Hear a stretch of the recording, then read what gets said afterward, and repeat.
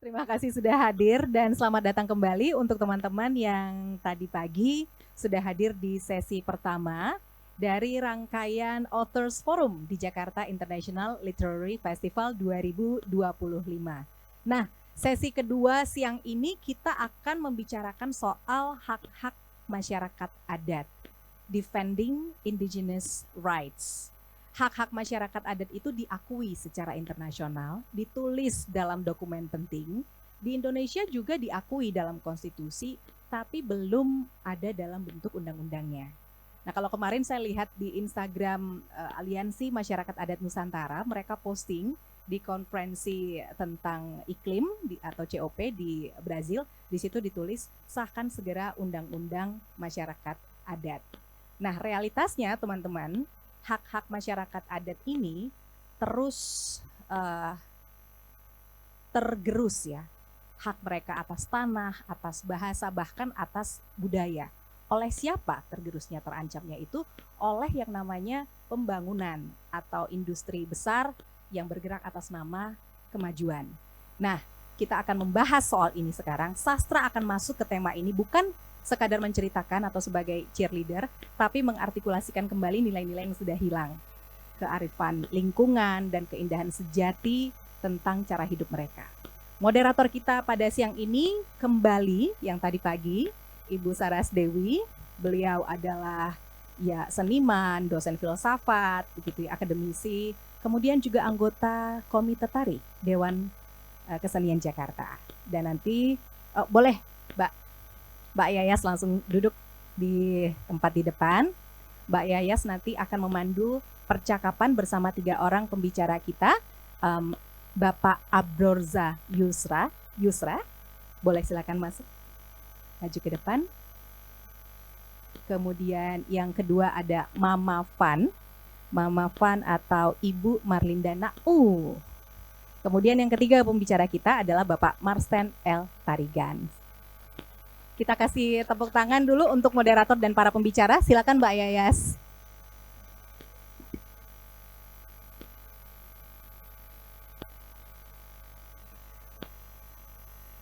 Tes. Oke, tenang Kak. Terima kasih Kalia atas perkenalannya. Mama, Abang, silakan duduk. Saya ingin menyapa teman-teman semua. Selamat siang. Apa kabar pada siang hari ini? Baik, di luar hujan deras ya. Jadi ini di momen yang syahdu sekali kita membahas isu yang sangat penting, yang sangat urgent untuk dibicarakan. Dan tentunya pada melanjutkan untuk sesi panel kedua, terima kasih kepada para teman-teman yang setia dari pagi mengikuti panel pertama dan sekarang panel kedua dilanjutkan untuk sesi Authors Forum dengan topik Defending Indigenous Rights. Dan sudah hadir di sini para narasumber yang karya sastranya, pergulatannya di dalam melakukan pendampingan dan juga pembelaan terhadap tanah ulayat, tanah airnya. Ini yang akan kita dengar pada siang hari ini. Panel kedua siang hari ini membawa kita kembali membahas tentang tubuh alam yang paling konkret, dan dalam hal ini melalui para narasumber kita akan mendengarkan bagaimana tubuh komunitas, tubuh masyarakat adat yang sejak lama mereka melakukan penjagaan terhadap alam, air, dan tanah sebagai kehidupan yang dijalani bersama-sama. Di tengah begitu derasnya perubahan politik dan juga ekonomi serta ekspansi industri dan betapa kerasnya arus daripada kapitalisme, para masyarakat adat mereka terus mempertahankan hak-haknya. Bukan hanya sebagai suatu bentuk perlawanan, tetapi juga suatu upaya untuk mempertahankan keberlangsungan semua makhluk yang hidup bersama. Ketika tanah dalam hal ini menjadi semakin terancam, bagaimana tanah dipandang dan direduksi menjadi komoditas semata-mata, muncullah narasi-narasi dari pengalaman para tokoh-tokoh ini untuk menggunakan pengalaman mereka menjadi suatu obor, menjadi suatu cahaya untuk mengupayakan bagaimana arah masa depan dan peran daripada pengetahuan yang dikembangkan oleh para masyarakat adat. Bersama 3 penulis kita akan mendengarkan Abang Abrorza Yusra, Mama Fun, dan juga Abang Marsten Tarigan. Kita akan membicarakan khususnya bagaimana sastra dan bagaimana sastra merekam pengalaman sehari-hari kita hidup di dalam lingkungan hidup yang berada di dalam ancaman, yang berada di dalam persitegangan dengan kapitalisme. Panel ini bicara tentang hak masyarakat adat, dan dalam hal ini tidak bisa dipisahkan dengan hak terhadap tanah ulayat, tetapi juga kita akan membicarakan bagaimana tanah tidak hanya yang fisikal yang nampak, tetapi juga tanah yang membentuk religiusitas kita, spiritualitas kita, dan harapannya melalui medium sastra kita menjumpai suatu narasi perlawanan yang begitu lekat dengan perjuangan sehari-hari yang dijalani oleh masyarakat lokal. Semoga tentunya percakapan ini dapat membuka ruang untuk kita melihat bagaimana berimajinasi cara-cara untuk melihat kembali hubungan manusia dengan alam secara lebih baik. Nah, izinkanlah saya, Yayas, untuk membacakan biodata atau perkenalan singkat dengan para narasumber kita di siang hari ini. Tentunya sebagian teman-teman di sini mungkin sudah membaca dari karya-karya sastranya atau karya esaiknya, tapi izinkan saya memperkenalkan. Beta Marlinda Nau, atau juga yang dikenal dengan nama sayangnya Mama Fun, menaruh perhatian mendalam pada dunia pangan sebagai bagian dari laku hidup dan budaya. Ia menghidupkan kembali resep-resep leluhur Timor yang nyaris terlupakan, lalu meraciknya kembali dengan kreativitas yang tetap berpijak pada bahan lokal. Baginya, makanan bukan sekedar kebutuhan jasmani, melainkan pengetahuan, identitas, dan cara menjaga hubungan manusia dengan alam.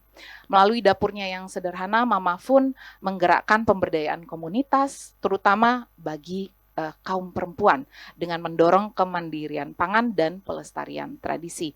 Baginya, kuliner Timor bukan nostalgia ya, Mama Fun ya, tetapi suatu kekuatan hidup, suatu perlawanan yang terus tumbuh. Kita kasih aplaus untuk Mama Fun. Oke. Baik, narasumber kita yang kedua, Abang Abrorza Ahmad Yusra. Ia adalah seorang penulis dan aktivis budaya, dan khususnya juga aktivis lingkungan hidup dari Kalimantan Barat.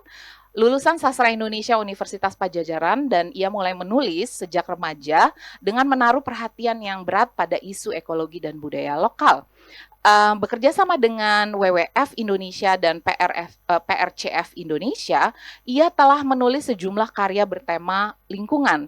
Ia juga menulis novel Danum yang dipublikasi tahun 2021 dan Diawa Si Kaki Merah di tahun 2025 yang berakar pada realitas sosial dan ekologis Kalimantan. Di luar dunia sastra, ia juga mendokumentasikan kebudayaan lokal dan kehidupan komunitas rimba melalui film, merekam tradisi lisan serta kehidupan sehari-hari di wilayah-wilayah terpencil. Dedikasinya tampak ketika ia menjadi pembicara pada Kongres Kebudayaan Indonesia tahun 2023, dan ia bicara tentang urgensi mendokumentasikan maestro-maestro budaya. Melalui kerja sastra dan kebudayaan, ia berupaya menghadirkan perspektif yang lebih kaya terhadap isu lingkungan, sekaligus menyuarakan perspektif pembangunan yang lebih adil dan berpihak pada hidup masyarakat. Kita berikan juga sambutan yang meriah untuk Abang Abrorza.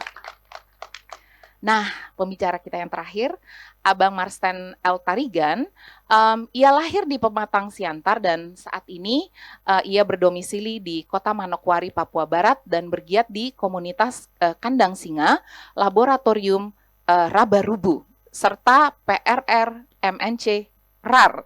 Ia telah menerbitkan 2 buku puisi, Mengupak Api yang Hampir Padam, dipublikasikan oleh Frasa Media tahun 2016 ya Bang.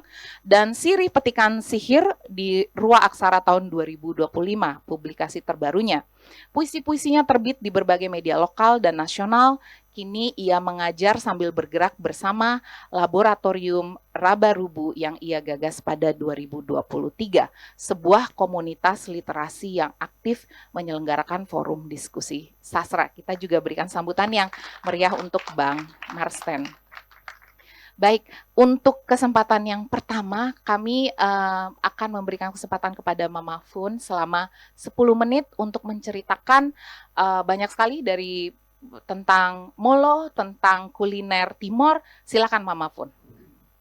Siang ini saya akan bercerita sedikit tentang masyarakat adat dalam menjaga alam sebagai jati diri melalui perlawanan damai. Masyarakat adat merupakan kelompok yang hidup dengan nilai, aturan, dan pandangan hidup yang diwariskan dari generasi ke generasi.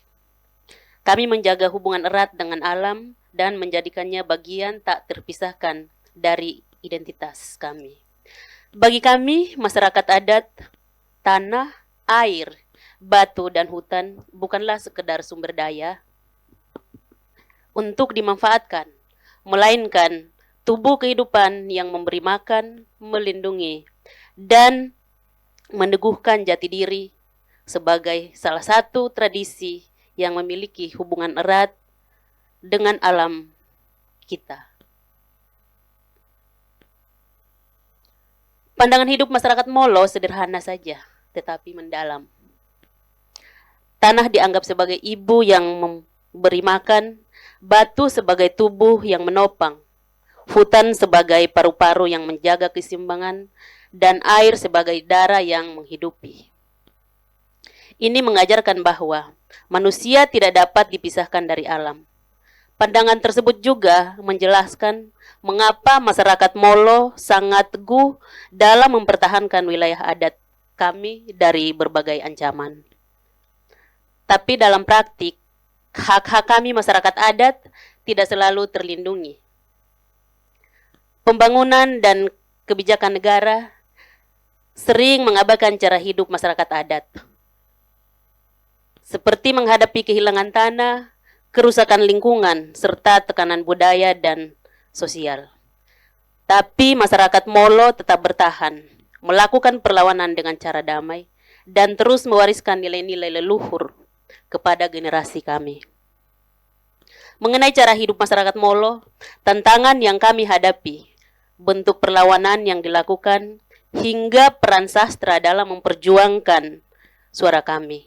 Sebagai refleksi bahwa perjuangan masyarakat Molo bukan hanya soal identitas lokal, melainkan juga bagian dari perjuangan universal manusia untuk hidup berdampingan dengan alam. Bagi kami masyarakat Molo, alam tidak pernah dipandang terpisah dari kehidupan manusia. Alam adalah bagian dari tubuh, sehingga merusak alam sama saja dengan melukai diri sendiri. Ini bukan sekedar mitos atau kepercayaan, melainkan dasar dari praktik hidup sehari-hari. Tanah yang kami injak bukan sekedar lahan produksi. Tanah bagi kami adalah ibu yang memberi makan,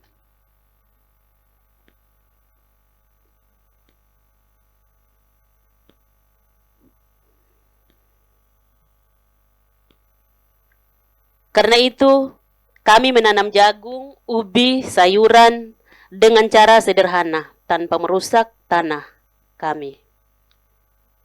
Hutan dipandang sebagai paru-paru. Dari hutan, kami mendapat kayu untuk rumah, kayu bakar, obat-obatan tradisional, dan berbagai pangan lokal. Tapi kami tidak serakah. Kami mengambil seperlunya saja. Tidak menebang pohon berlebihan atau eksploitasi. Hutan dijaga karena keberadaannya menentukan kesehatan seluruh ekosistem.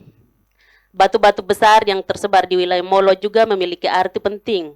Batu dianggap sebagai tubuh yang menopang kehidupan. Jika batu diambil atau ditambang, tubuh kami ikut terluka. Ini yang mendasari kami menolak aktivitas tambang marmer yang merusak bukit dan batu-batu besar. Air sebagai darah kehidupan. Air mengalir dari mata air di pegunungan dan digunakan dengan penuh rasa syukur. Kami menjaga mata air agar tetap jernih, karena tanpa air, manusia dan semua makhluk akan kehilangan kehidupan. Kami masyarakat Molo memiliki sistem pengetahuan ekologis yang sangat maju, meski sering dianggap sederhana oleh pihak luar. Cara pandang inilah yang membuat kami bertahan dan melawan setiap ancaman yang datang.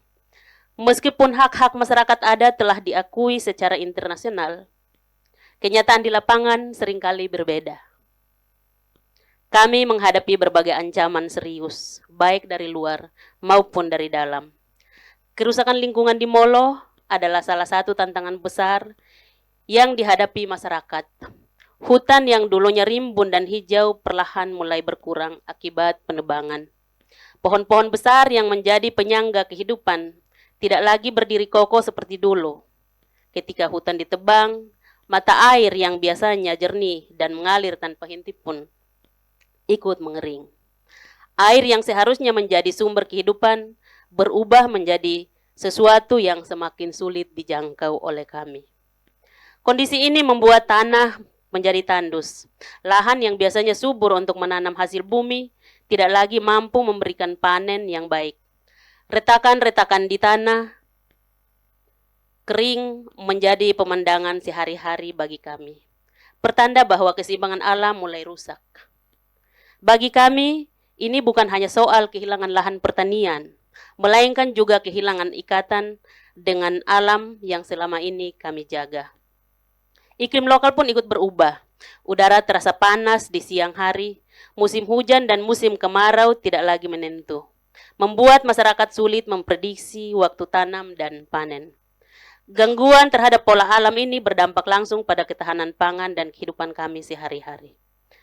Kerusakan lingkungan tidak hanya mempengaruhi fisik alam, tetapi juga mempengaruhi kesejahteraan batin masyarakat. Rasa cemas, takut, dan kehilangan semakin sering muncul ketika melihat kondisi hutan dan tanah yang semakin kritis. Bagi masyarakat Molo, alam bukan sekedar tempat tinggal, melainkan bagian dari diri kami. Maka setiap kerusakan yang terjadi pada alam berarti juga luka bagi kehidupan kami. Menjaga lingkungan bukanlah sekedar pilihan, melainkan kebutuhan mendesak. Alam yang rusak akan membawa dampak yang luas, bukan hanya bagi masyarakat Molo, tetapi juga bagi generasi yang akan datang. Karena itu, melindungi hutan, menjaga mata air dan merawat tanah adalah bentuk tanggung jawab bersama untuk memastikan kehidupan tetap berlanjut. Meski berada dalam tekanan, masyarakat Molo tidak pernah berhenti melawan. Perlawanan kami lakukan dengan cara damai, penuh simbol, dan sangat erat dengan tradisi. Salah satu bentuk perlawanan adalah mama-mama menenun di atas batu melalui advokasi dan kerjasama. Kesadaran muncul bahwa perjuangan tidak akan cukup kuat jika dilakukan sendiri. Oleh karena itu, hubungan dijalin dengan berbagai pihak yang memiliki kepedulian serupa, mulai dari organisasi masyarakat, media lokal, hingga akademisi. Kerjasama ini membantu memperluas suara, sehingga perjuangan yang awalnya hanya berlangsung di kampung atau di wilayah adat, bisa terdengar luas.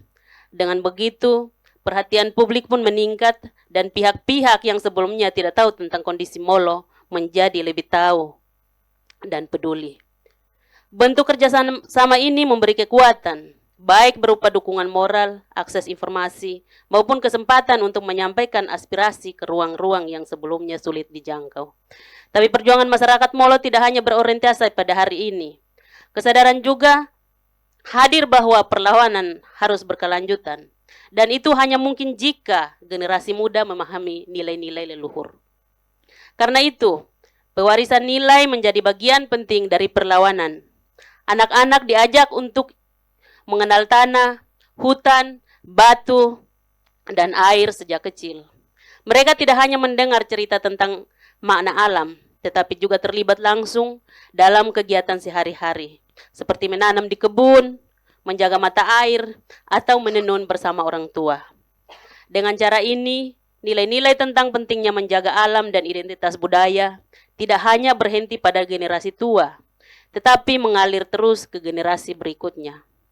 Kedua hal ini, advokasi melalui kerjasama dan pewarisan nilai-nilai kepada generasi muda, menunjukkan bahwa perlawanan masyarakat Molo bukanlah sesuatu yang statis.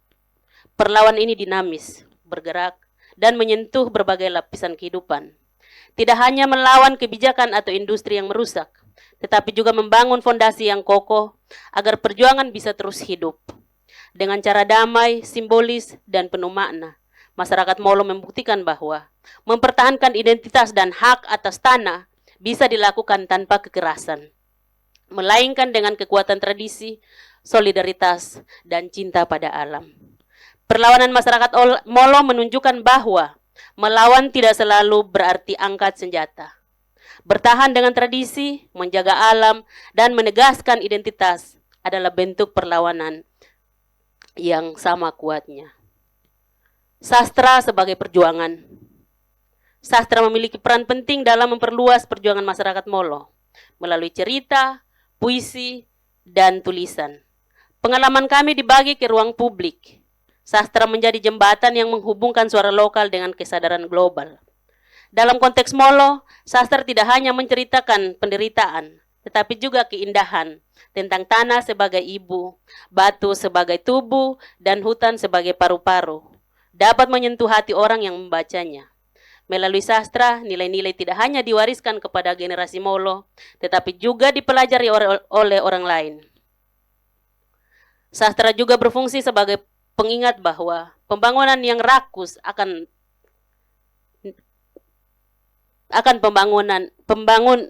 sastra juga berfungsi sebagai pengingat bahwa pembangunan yang rakus akan selalu meninggalkan luka. Perjuangan masyarakat Molo memberikan banyak pelajaran, menunjukkan bahwa pembangunan tidak selalu berarti kemajuan jika hanya merusak, mengajarkan pentingnya menjaga keseimbangan dengan alam, memberi contoh bahwa perlawanan damai bisa efektif jika dilakukan dengan konsisten dan solidaritas.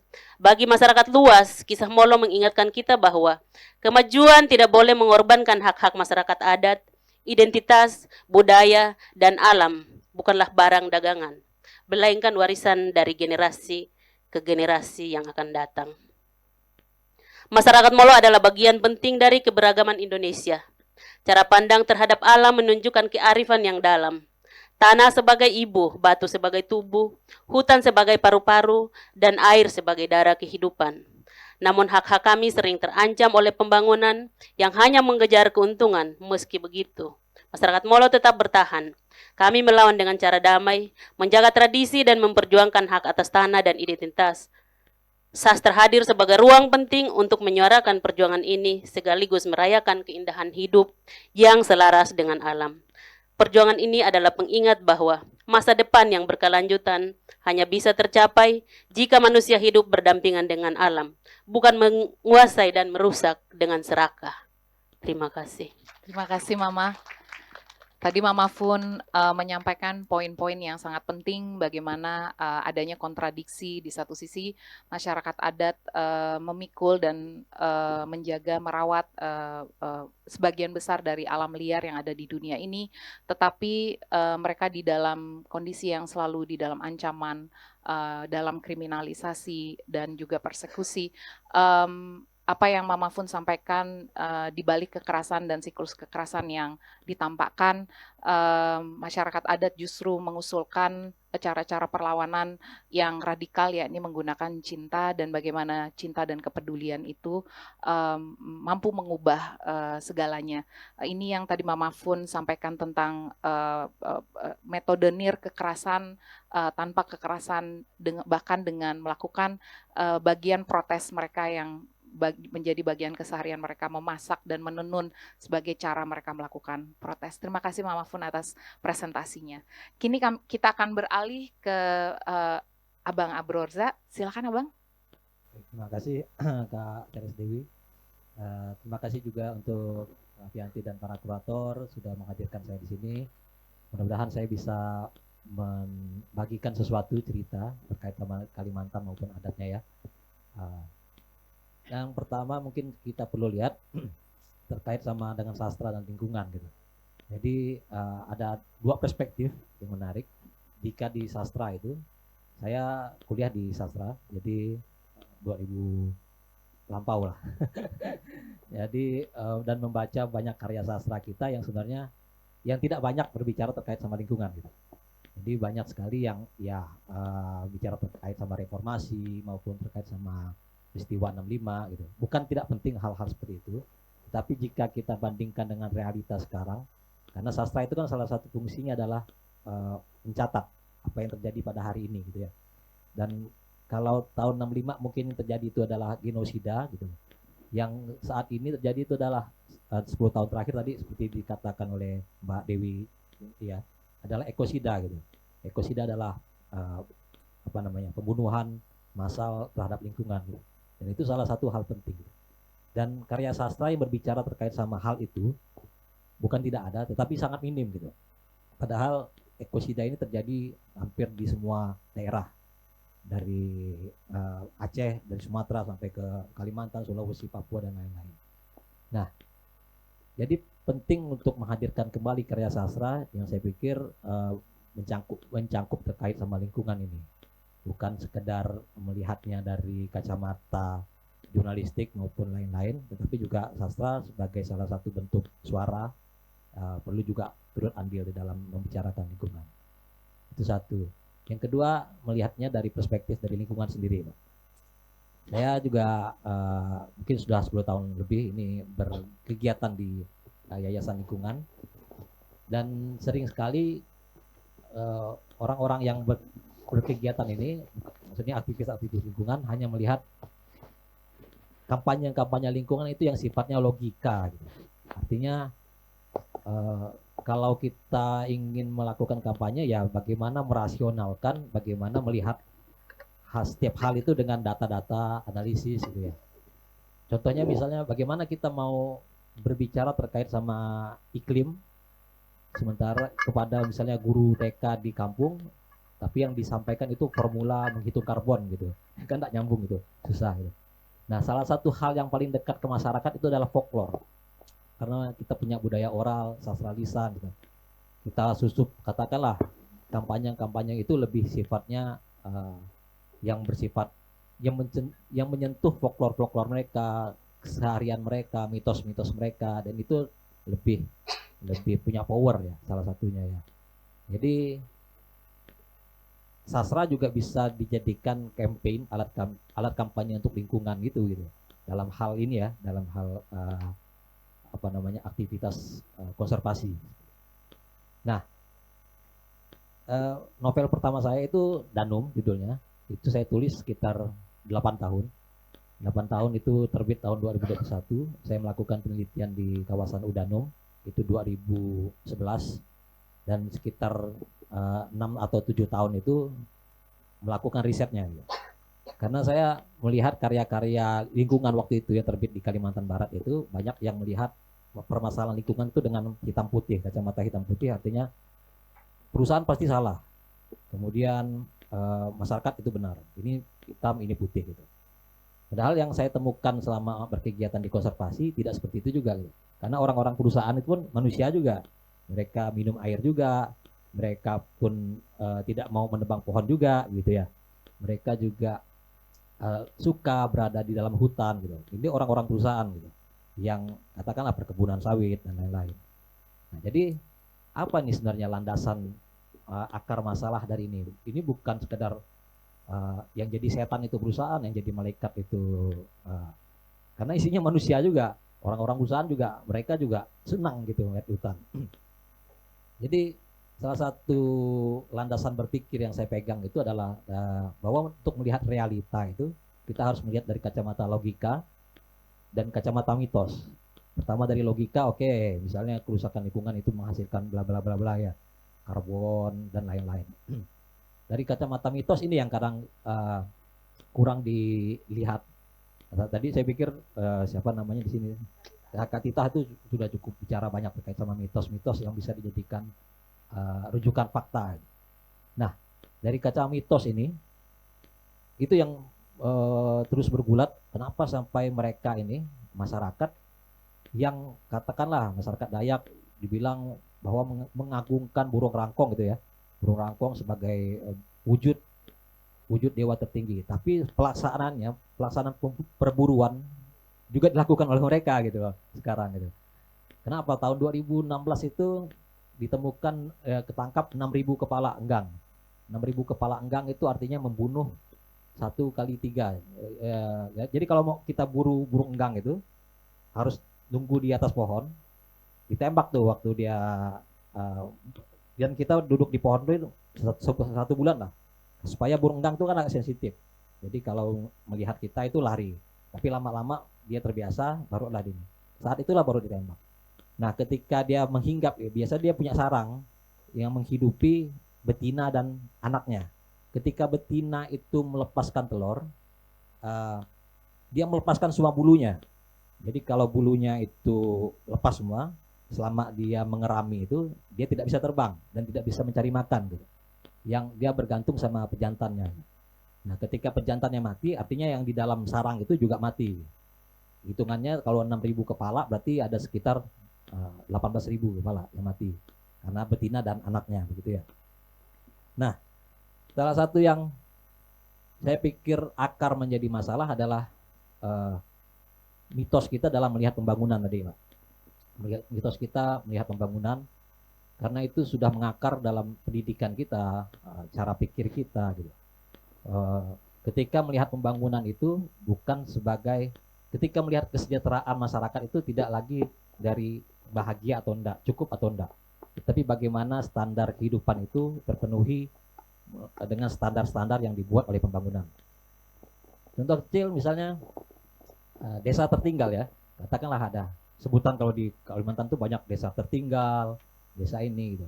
Yang disebut desa tertinggal itu kan PAD-nya kecil, kemudian jalannya rusak, sinyalnya hancur gitu. Padahal orang-orangnya mereka mampu hidup dengan hanya bermodal 10.000 rupiah 1 bulan gitu. Kenapa gitu? Karena mau cari makan tinggal berladang, mau cari protein atau hewan tinggal berburu, mau cari sayuran tinggal pungut-pungut pakis dan lain-lain gitu ya.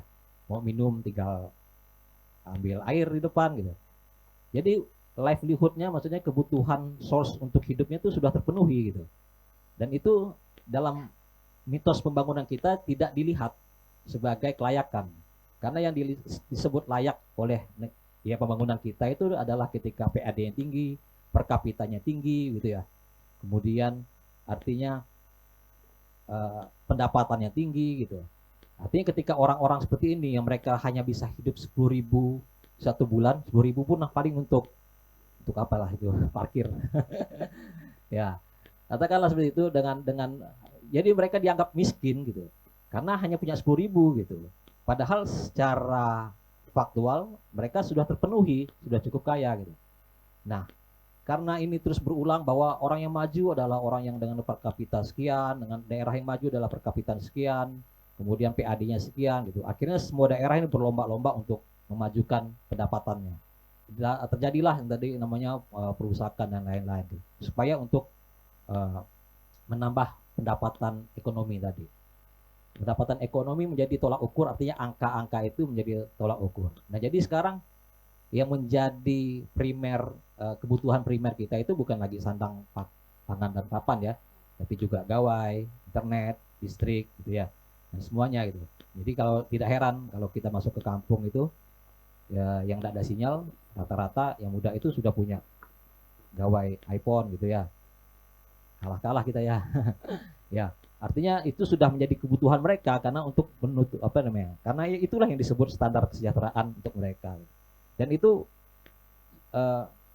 berakar dari pendidikan kita yang juga sudah salah kaprah melihat bahwa orang yang sejahtera adalah orang yang duitnya banyak gitu, materinya banyak gitu. Desa maju dengan pendapatan sekian gitu. Nah, konflik yang terjadi ternyata melebar bukan hanya antara perusahaan sama masyarakat, tetapi sekarang melebar lagi. Kalau sekarang mulai agak berubah ininya. Bukan lagi perusahaan ke masyarakat. Dulu clash-nya itu cukup jelas, tapi sekarang ya agak buram. Nah, yang justru jelas itu antara masyarakat sama masyarakat sendiri gitu. Antara yang muda sama yang tua gitu.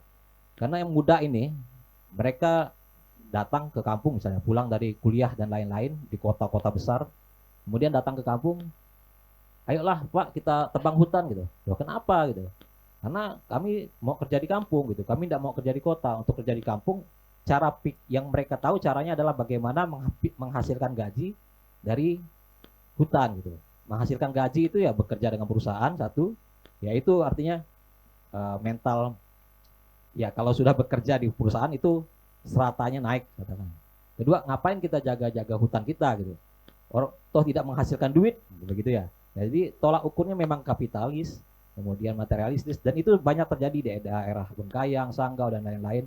Konfliknya tidak lagi sifatnya antara eksternal sama internal, tetapi dari masyarakat sendiri, yang tua lawan yang muda gitu. Dan itu banyak, cukup ironis. Ketika orang tua menyampaikan, oh janganlah kita tebang hutan begini, ini. Jadi, oh itu pandangan konservatif begini, pandangan kuno, tradisional dan lain-lain gitu. Dan itu tahayul, mitos. Kalau kita melihat enggang ya sekedar burung aja gitu. Itu hanya mitos dan lain-lain gitu. Ya itulah perubahan pola pikir yang saya pikir terjadi khususnya di Kalimantan, barangkali juga di daerah lain saya pikir. Dan mitos pembangunan itu melihat area hutan ya sekedar objek eksploitasi ya. Berapa banyak emas yang bisa digali, berapa banyak batu bara yang bisa dibakar gitu, berapa banyak hektar hutan yang bisa dikonsesi menjadi area sawit, dan itu menghasilkan PAD ataupun APBN untuk menunjang itu. Sementara untuk masyarakat sendiri, hutan itu bukan sekedar hutan tetapi juga identitas. Itu dari hutan mereka lahirlah kepercayaan mereka, lahirlah identitas mereka, lahirlah kehidupan mereka. 2023 saya pernah membuat produksi film di Udanum namanya, kawasan Udanum. Jadi untuk melakukan ritual itu diperlukan piranti-piranti elemen yang berasal dari hutan. Jadi kalau mereka membuat patung ini bahan dasarnya kayu yang ditebang dari hutan. Harus pohon yang hidup. Sebelumnya pohon yang hidup, bukan pohon yang misalnya sampah. Jadi sampah hanyut di sungai diambil jadi patung, tidak boleh. Nah, untuk melakukan ritual itu artinya mereka harus menebang pohon yang hidup gitu ya. Sementara area itu tidak ada lagi hutan, sudah membalakan, sudah menjadi sawit. Jadi mereka mau bikin apa gitu? Untuk nyari pohon mereka harus ke Kalteng, izin beli kayu gitu. Dan dari Kalteng ke situ sekitar 1 minggu. 1 minggu pakai jalur kayu dihanyutkan lewat air ya. Dan biaya untuk itu bisa habis 100 jutaan. Ya. 100 juta untuk ritual itu sendiri habis sekitar 500 jutaan. Itu ritual tertinggi dari masyarakat Udanum. Jadi tulang nenek moyang itu sudah dikubur, diangkat lagi, dipindahkan ke dalam rumah, namanya rumah kecil itu namanya rumah kodiring gitu. Nah, untuk melakukan ritual itu sekitar itulah setengah M lah gitu. Tahun lalu, maksudnya beberapa tahun lalu itu sering dilakukan. Kenapa gitu? Dan mudah. Ya, dan mudah gitu karena untuk biaya untuk ini semua tidak ada gitu. Untuk kayu mereka masih punya, hutan masih punya gitu ya. Kemudian mau cari makanan tinggal cari babi, tinggal di hutan gitu. Jadi biaya-biaya ini semua tidak ada gitu karena source untuk mendapatkan ritual ini masih ada gitu. Dan sekarang ritual itu mulai menurun karena pertama cost untuk biaya itu mahal. Jadi hilangnya hutan berpengaruh juga pada hilangnya tradisi masyarakat di situ. Hilangnya juga. Jadi bisa kita bandingkan antara masyarakat yang masih mempertahankan tradisi sama mereka yang tidak gitu. Kecenderungannya mereka yang tidak lagi mempertahankan hutan ini tidak lagi punya tradisi. Ya mereka lebih berpikir bagaimana beli televisi gitu ya, bagaimana beli handphone gitu dan lain-lain. Sementara yang ini masih kuat secara tradisi adat. Nah, saya pikir itu yang menjadi landasan kenapa mungkin undang-undang adat kita itu belum disahkan. Karena kalau bicara sekedar adat itu hanya tari-tarian, baju, wastra dan lain-lain, mudahlah itu untuk pemerintah. Tapi ternyata hak adat itu ternyata juga mencakup tanah gitu. Jadi 2 kali 3 kali mikir nih pemerintah nih kalau mau mengesahkan ini nih. Karena objeknya ini lahan bakar pembangunan siapa enggak tahu saya. Oke, terima kasih Kak. Kita berikan aplaus ke Bang Abrorza. Tadi ada beberapa poin penting yang Abang sampaikan terkait dengan bagaimana ekosida tengah berlangsung dan bagaimana struktur kekuasaan melakukan berbagai macam strategi untuk menormalisasi ekosida tersebut. Namun tentunya pengetahuan yang dibentuk oleh masyarakat lokal dan masyarakat adat adalah pengetahuan yang mampu mematahkan ilusi tadi dari normalisasi kekerasan terhadap lingkungan yang tengah terjadi.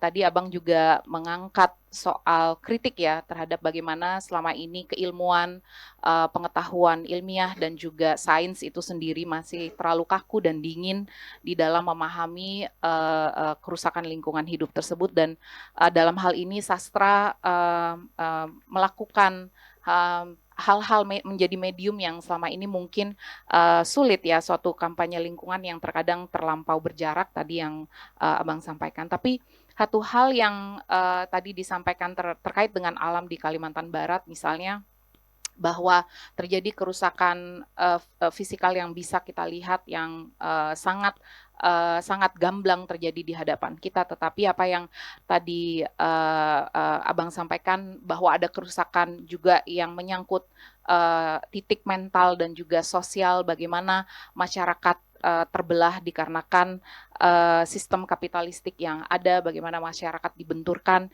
dan merobek relasi organik yang terhubung dengan tanah tadi. Satu hal lagi adalah bagaimana juga di dalam memandang masyarakat adat, bagaimana mereka melakukan kesehariannya.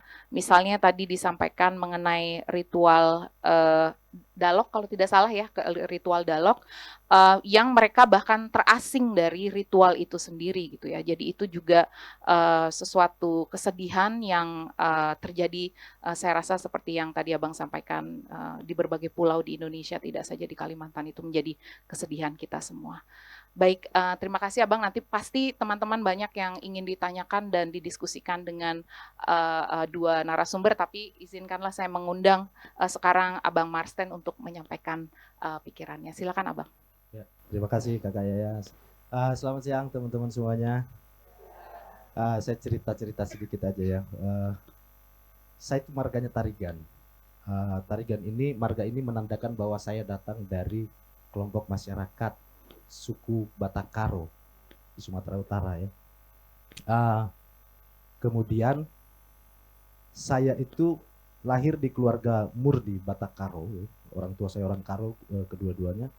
Tetapi kami tinggal itu bukan di daerah masyarakat Karo, kami tinggal di masyarakat di lahan masyarakat Batak Simalungun yang pada saat ini ditempati dominan oleh masyarakat Batak Toba.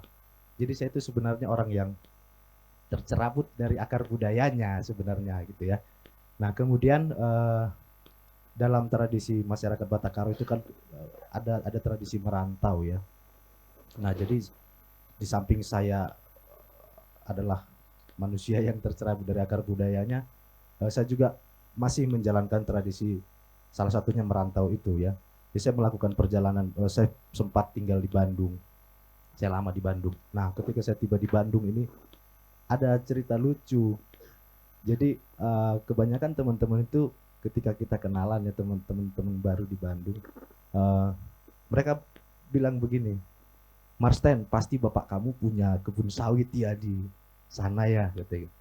Ya pada saat itu memang bagi saya itu seperti ini orang ngejek atau apa ya gitu.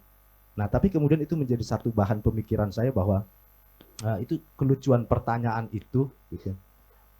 Itu harusnya kita tanggapi secara serius gitu, bahwa sesuatu yang lucu itu adalah bentuk lain dari keseriusan gitu kan. Masa iya dengan tampilan seperti saya ini begitu adalah orang yang punya kilang minyak gitu misalnya, atau punya perkebunan sawit gitu, kayaknya enggak begitu ya. Nah dari hal lucu itu saya mencoba memikirkan bagaimana sih sebenarnya kondisi kami di Sumatera Utara gitu. Jadi saya masih melakukan perjalanan pulang balik dari Bandung ke Pematang Siantar. Kemudian dari Pematang Siantar saya masuk untuk melakukan sebenarnya riset-riset kecil ya untuk menciptakan karya saya itu, untuk mengerjakan karya saya. Saya masuk ke kampung Dokan, Desa Dokan di sana namanya, di Kabupaten Karo.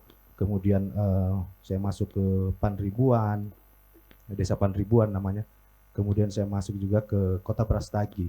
Nah, di situ tuh kan mereka masih banyak ya masyarakat adat yang secara keaslian mereka itu memang masih bisa kita lihat ya, mungkin sekitar 80 sampai 90% mereka masih asli banget gitu ya. Dan kemudian kami masyarakat adat Batak Karo ini kan orang yang agak terbelakang, dalam artian sentuhan-sentuhan pengetahuan-pengetahuan luar itu kami terima belakangan. Misalnya agama ya, misalnya sebagai contoh agama gitu. Masyarakat Batak Karo itu menerima agama itu tahun 1939. Nah, berbeda dengan masyarakat adat Batak Toba atau Batak Simalungun gitu. Jadi kalau kita bisa sebut itu tertinggal, ya itu tertinggal gitu ya. Tapi dalam artian lain, bahwa masyarakat adat itu masih memegang nilai-nilai mereka itu lebih teguh gitu mungkin. Nah, maka kemudian dalam kerja-kerja saya menulis puisi. Dalam kerja puisi saya itu saya mencoba melihat bagaimana adat atau kebudayaan masyarakat Batak Karo itu sebagai sebuah bentuk kosmos gitu ya. Saya melihat alam semesta itu hadir di dalam konsep-konsep adat mereka gitu. Dan kemudian puisi itu saya tidak melihat puisi itu hanya sekedar kata-kata yang baik, kata-kata yang menarik gitu, yang menyenangkan hati dan sebagainya gitu ya. Tetapi saya mencoba melihat bagaimana puisi ini bisa menjadi satu gerak spiritual, bisa menjadi sebuah epistemologi gitu ya, yang cair gitu dalam membicarakan persoalan kebudayaan masyarakat adat Batak Karo gitu. Nah, kemudian di masa kontemporer ini ya, masa modern kita ini tentu terjadi ketegangan dengan masyarakat adat gitu ya, dalam berbagai aspek gitu ya, persoalan tanah, kemudian falsafah-falsafah mereka yang kemudian hilang digerus oleh pendidikan kita, misalnya yang salah kaprah seperti yang Bang Abroza tadi disebutkan gitu. Nah, saya mencoba melihat puisi ini, dia itu harus berangkat dari keyakinan yang menjadikan puisi itu tidak hanya sekedar ciptaan belaka gitu ya, tetapi barangkali puisi itu adalah perpanjangan dari kosmos itu sendiri, perpanjangan tangan dari kosmos itu sendiri gitu. Nah, ketegangan-ketegangan itu yang saya coba hadirkan di dalam puisi gitu. Maka puisi saya itu dia tidak mampu bersifat netral juga gitu ya. Dia hadir sebagai sebuah bentuk karya sastra yang saya pikir karya sastra itu mestinya mampu netral ya, untuk membuka kemungkinan tafsir bagi siapapun gitu. Tetapi puisi saya tidak bisa bersifat netral gitu.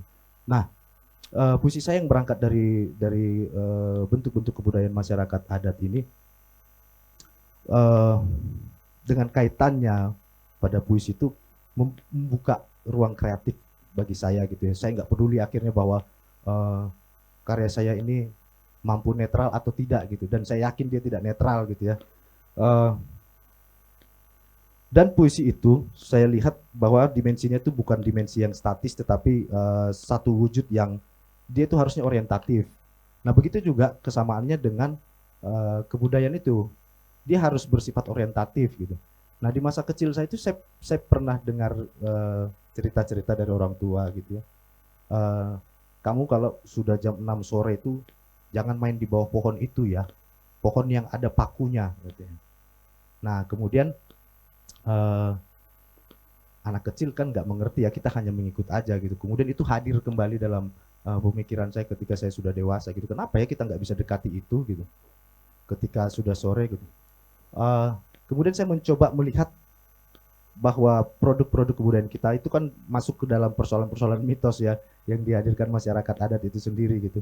Saya mencoba menalar itu, mencoba mencari gimana ya logikanya gitu supaya itu bisa masuk akal gitu, bahwa pohon yang ada pakunya itu tidak boleh didekati kalau sudah sore hari, kita harus masuk ke dalam rumah. Kalau kita dekati, dampaknya katanya nanti kita bisa dibawa sama, kalau istilah kita hantu di sana itu kan begu ya, ada begu nanti yang bawa kamu pergi ke dunianya gitu. Nah, ketika saya mencoba melogikakan itu, saya melihat bahwa dalam mitos itu sendiri ada pengetahuan, ada kecerdasan gitu ya, yang tersimpan gitu. Nenek moyang kita itu kayaknya sudah, atau lebih spesifik leluhur saya itu sudah melihat zaman itu lebih jauh gitu. Dia tahu bahwa satu waktu manusia ini akan menghancurkan pohon-pohon ini gitu. Maka mereka mencoba melakukan, membuat mitigasi gitu ya. Mereka taruhlah pohon itu ada pakunya, atau mereka buat pohon itu dililit dengan benang warna merah, hitam, putih gitu ya. Nah, sebenarnya kalau kita dekati nggak ada masalah juga, nggak terjadi apa-apa gitu ya. Nah, tetapi kemudian dengan bentuk-bentuk mitos itu dan kecerdasan yang hadir di dalamnya itu adalah satu upaya untuk menjaga pohon itu sendiri gitu. Kita takut mendekati pohon itu, kita takut untuk menebang, kita takut untuk ya memperlakukan pohon itu dengan tidak baik gitu, karena ada tanda itu tadi, paku atau benang yang dililitkan berwarna merah, hitam, putih itu. Nah itu kan saya pikir, ini cerdas banget ini leluhur saya ini gitu. Mereka sudah jauh, sudah tidak ada lagi ya sekarang tuh, tetapi kemudian penjagaan mereka itu masih hadir di antara kita gitu. Jadi mereka masih melakukan penjagaan, entah dimanapun mereka berada sekarang begitu ya. Mereka masih melakukan penjagaan itu. Nah, dalam bentuk-bentuk kebudayaan yang lain, dalam bentuk-bentuk tradisi masyarakat adat Batak Karo yang lain, saya juga coba melakukan hal yang sama gitu. Melihat bagaimana ya supaya ini lebih kenalar gitu ya, lebih masuk akal gitu setiap mitos-mitosnya itu. Kemudian misalnya persoalan ada satu ritual di sana itu, ritual penyucian diri sebenarnya itu, terutama dilakukan oleh anak-anak perempuan yang menginjak usia remaja. Nah tradisi itu dilakukan di sungai. Sungai ini juga ada syaratnya. Sungai itu harus sungai yang terbelah dua. Jadi dia dari satu arus menjadi dua arus gitu. Nah di persimpangan itulah tradisi itu dilakukan gitu. Nah orang itu akan banyak menyaksikan itu tradisi itu tidak banyak lagi dijalankan sekarang dan sudah sangat jarang gitu ya. Ketika tradisi itu dijalankan, banyak orang yang hadir di situ. Anak gadis akan dikikir giginya, dibersihkan gitu. Dan kemudian orang-orang yang ramai ini menyaksikan ritual itu. Setelah selesai upacara, mereka melakukan pembersihan sungai itu. Nah ini kan sangat menarik. Ketika saya tanya salah satu audiens yang hadir di ritual itu, kenapa kita harus bersihkan ini gitu? Ya kan anaknya dibersihkan, ya emaknya juga harus dibersihkan, ibunya juga harus dibersihkan. Nah sungai itu menjadi satu simbol ibu gitu. Kemudian air, ada lagi ungkapan lain tuh yang menyatakan bahwa sungai itu betul, dia itu adalah bentuk lain dari leluhur kita, nenek moyang kita itu ada di sungai ini katanya. Jadi kita harus bersihkan dia juga. Kita kan keturunannya sudah dibersihkan gitu. Maka leluhur kita itu juga harus dibersihkan gitu. Itu kan menjadi seperti semacam simbol ya. Sungai itu dijadikan simbol oleh masyarakat itu, dan mereka menjaga sungai itu secara material gitu. Nah, ini menariknya bahwa kecerdasan nenek moyang saya itu, leluhur saya itu masih hadir gitu di antara masyarakat adat yang sekarang. Bahkan di masyarakat yang seperti saya ini ya, tercerabut itu, masih hadir kecerdasan seperti itu. Nah kemudian dalam menulis puisi, saya tidak mampu juga ya untuk hadir secara langsung dalam masyarakat adat seperti Mama Pun misalnya atau Bang Abrorza. Nah saya mencoba menutupi kerja-kerja lain gitu. Kalau misalnya Bang Abrorza masuk langsung ke hutan tuh untuk melihat bagaimana kondisi hutan dan mengurusi itu dengan masyarakat di sana gitu. Saya mencoba menutupi kerja lain atas dasar keterbatasan saya dengan masyarakat adat itu. Saya mencoba membuat puisi ini menjadi satu arsip ya, arsip pengetahuan leluhur itu gitu. Saya mencoba membuat itu menjadi arsip. Bagaimana pengetahuan itu, saya yakin itu agak sulit ditolak gitu, bahwa pemikiran leluhur itu akan ditolak, akan digerus habis-habisan gitu ya, akan ya didistorsi terus-menerus begitu ya. Saya meyakini itu, tetapi kemudian puisi ini hadir bagi saya menjadi satu upaya yang lain gitu untuk mempertahankan hak adat, mempertahankan bentuk-bentuk pemikiran dari kebudayaan itu sendiri gitu. Nah maka puisi saya hadirkan ya hanya sebatas arsip, dengan tujuan atau dengan harapan gitu ya, bahwa akan ada orang-orang yang datang dari masyarakat saya yang sama seperti saya itu untuk membaca arsip itu, dan melihat bagaimana pengetahuan atau kecerdasan leluhur saya itu masih sangat sangat relevan dengan kondisi kita sekarang, masih sangat mampu untuk dimanfaatkan di masa sekarang. Mungkin segitu Kak Yayas, nanti kita lanjut ke diskusi selebihnya. Terima kasih. Kita kasih tepuk tangan yang meriah untuk Bang Marsen tadi untuk beberapa pemikiran, khususnya ketika Bang menjelaskan bagaimana puisi dan proses kreatif dari Abang sendiri dalam melakukan penelitian dan penggalian kembali budaya Batak Karo, dan bagaimana puisi baginya bukan hanya penciptaan yang murni datang dari pikiran seseorang, tetapi apa yang menarik adalah ia menyampaikan bagaimana puisi itu sesungguhnya juga adalah resapan ya, bagaimana daya meresap daya meresap energi dari alam, memahami apa yang sedang tidak setimbang, apa yang menjadi ancaman. Jadi untuk Bang Marsen tadi juga menyebutkan bagaimana puisi menjadi jembatan untuk memahami kosmologi Batak Karo. Nanti mungkin Abang bisa cerita itu ada dunia atas, dunia tengah, dunia bawah yang Abang tulis dengan sangat baik di dalam puisi-puisinya. Dan saya rasa ini menjadi satu hal juga yang tadi sudah disampaikan oleh Bang Marsen, bagaimana soal menguapnya atau menghilangnya pikiran-pikiran kita tentang apa yang sejatinya sakral, dan yang sakral itu digantikan dengan suatu pendewaan ya, pendewaan terhadap yang baru, terhadap uang, terhadap kapitalisme atau cara kapitalistik. Ini yang ingin saya tanyakan, baik itu kepada Bang Abrorza, Mama Fun, dan juga Bang Marsen tadi, tentang bagaimana mengetahui dunia, bahwa ini seolah-olah cara satu-satunya mengetahui adalah dengan cara yang ada di dunia modern yang saat ini. Tidak ada opsi mengetahui dan cara hidup yang lain. Yang sebenarnya misalnya tadi Bang Abrorza menceritakan mengenai kisah-kisah di dalam hutan dan bagaimana kehidupan di dalam hutan itu mengajarkan moral dan hal yang sangat berharga, dan Mama Fun menceritakan tentang batu, bahkan hutan itu sebagai paru-paru, batu itu sebagai tubuh ya, tubuh yang perlu dijaga. Dan tentunya tadi bagaimana di Bang Marsen juga bicara bagaimana puisi dan metafora yang digunakan itu untuk menjangkau melihat kosmologi Batak Karo itu dimungkinkan.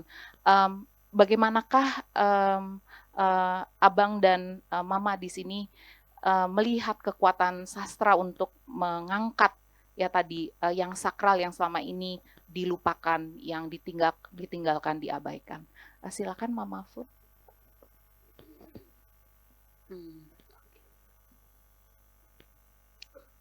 Kalau saya melihat itu sebagai sejauh ini seperti batu, pohon, air, ketika kami menarasikan kepada batu sebagai tulang, batu sebagai tubuh, air sebagai darah, di situ ada rasa yang seperti bagaimana kita meluapkan emosi tidak harus dengan menulis, minta maaf mungkin menulis seperti para wartawan, tapi kami menulis dengan indah. Menulis dengan indah di mana orang-orang akan membaca, dan kami juga berharap mereka bisa masuk dalam tulisan kami sendiri.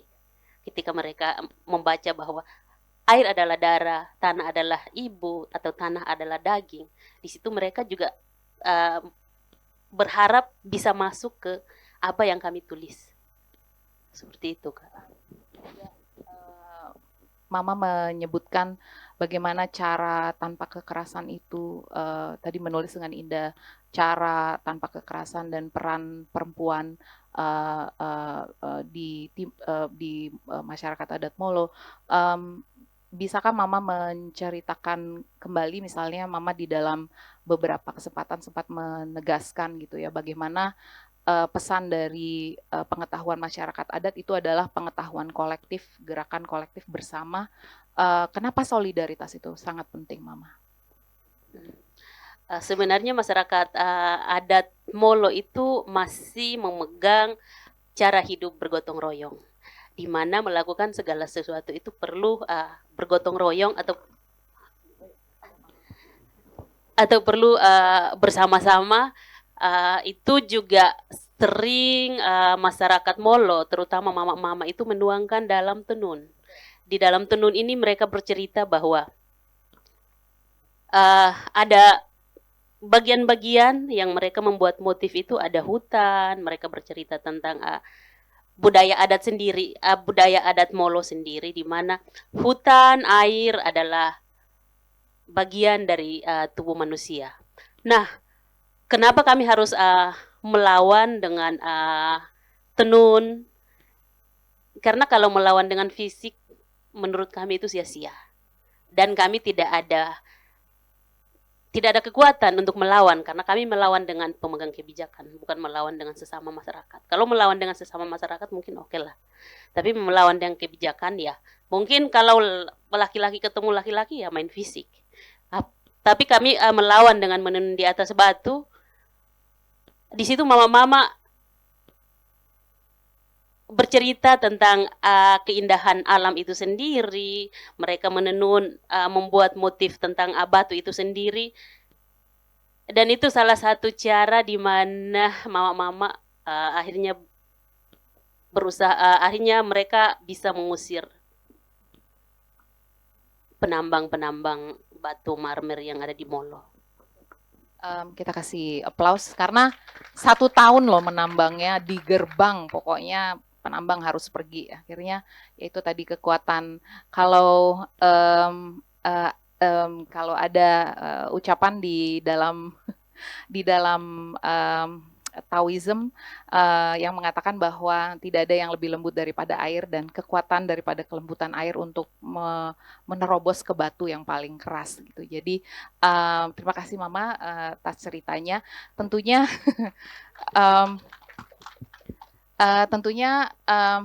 kita coba dengarkan tadi Bung Abroza udah bercerita ya. Kok desa pembangunan desa gitu, tapi alih-alih apa yang terjadi, hutannya dirambah, terjadi pembalakan liar yang mulanya pembangunan itu diimpikan sebagai terciptanya masyarakat yang sejahtera, yang merata ya. Jadi ada pembangunan untuk pemerataan, tapi apa yang justru terjadi adalah pemerataan kesusahan dan kesengsaraan. Itu yang sedang terjadi, Abang.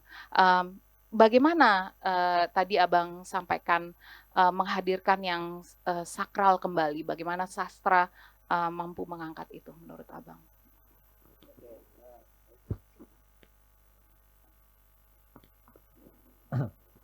Ya, sastra, saya izin mengambil novelnya ya, dari sini. Ya. Promosi dari novel Danum, dan yang terbaru Diawa dan Si Kaki Merah. Novel Danum bicara tentang sengketa lahan, dan apa yang khas menjadi cerita dari Bang Abroza adalah menghadirkan satu tarik menarik antara manusia modern dengan kerinduannya untuk kembali ke hutan gitu ya. Jadi mungkin nanti Bang Abroza bisa bercerita. ya. Salah satu ya, kalau kesuksesan sebagai penulis lah, katakanlah seperti itu ya.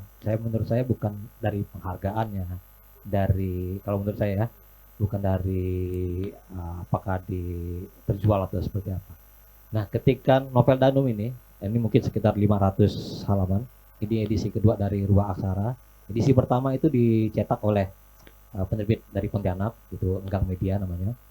Nah, yang membuat saya bersemangat ketika selesai menulis itu, novel ini dibaca oleh masyarakat tempat cerita ini bermula gitu. Dan mereka yang tidak terbiasa membaca setebal-tebal ini habis, kemudian mulai membicarakan itu di ruang lingkup mereka gitu. Wah, si Rojai, kalau panggilan saya Rojai ya. Ya, lebih mudah lah. Iya, daripada Abrorja, Abu Sosah gitu. Ya. Jadi si Roja nulis tentang kita begini gitu ya.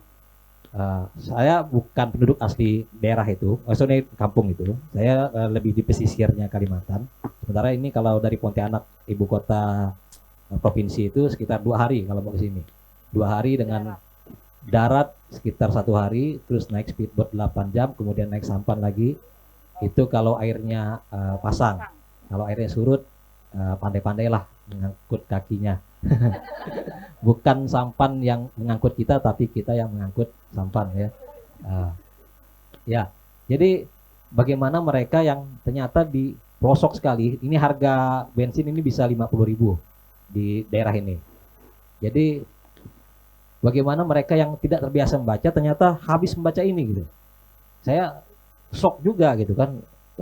Istilahnya saya kasih ke desa itu sebagai katakanlah formalitas, ini terima kasih bahwa sudah ini, dan mereka membaca habis dan kemudian bercerita mereka nama anak mereka sekarang Putir, nama-nama yang merujuk pada identitas masyarakat Udanum sendiri.